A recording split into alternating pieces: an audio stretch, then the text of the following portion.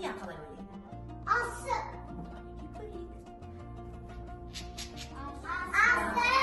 Дұрыс айтасыңдар. Балалар, ертеде біздің ата-бабаларымыз осы ойынды ойнайды. Қыздар да ойнайды, ұлдар да ойнайды, үйдегі кісілер де ойнайды. Ал мен сендерді қазір осы қанталапай деген ойынға шақырамын. Ортаға кәдеге шығайық. Ұлдар оңға отырады, қыздар солға отырады. Ал мен ережелерін айтып кетейін.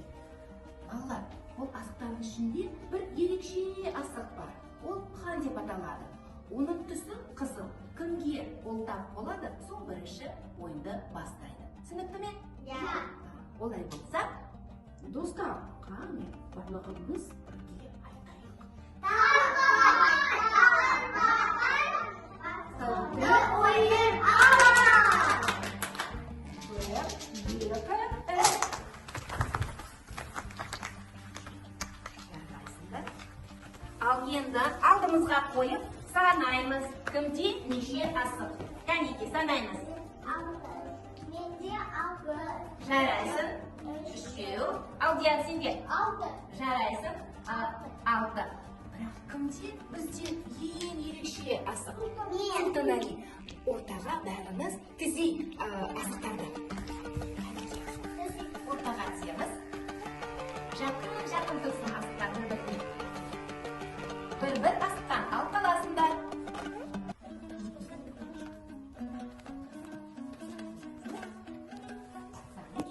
Ойынды бізге бастайды. Султанали, ортаға шақырамыз.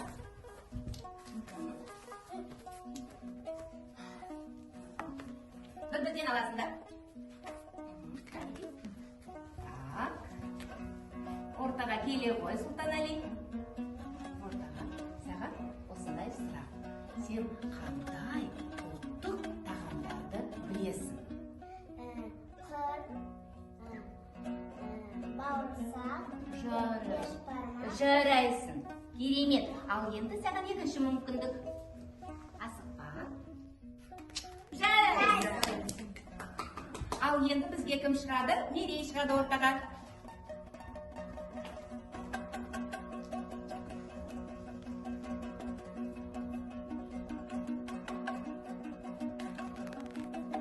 Мерей ортаға келе ғой.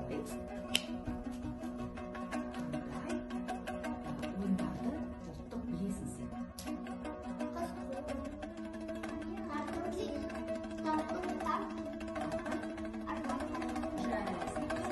Сенге жарайсың. Екінші мүмкіндік саған. Аталып сен шығасың.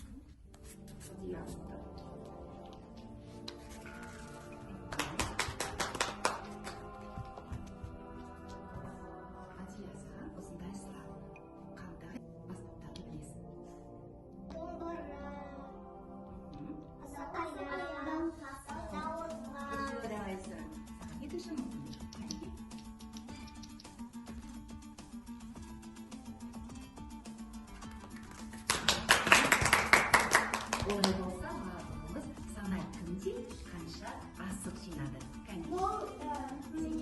Екеу. Сенде? Үш. Сенде? Екеу. Аяна, сенде нешеу? Үшеу. Сенде нешеу, Адия? Екеу. Сонда бізден кім жеңімпаз болды балалар? Султанали. Алдияр. Өйткені оларда 3-3-тен. Ал енді мен сендерді ортаға шақырамын. Келіңдер. Бірге айтайық.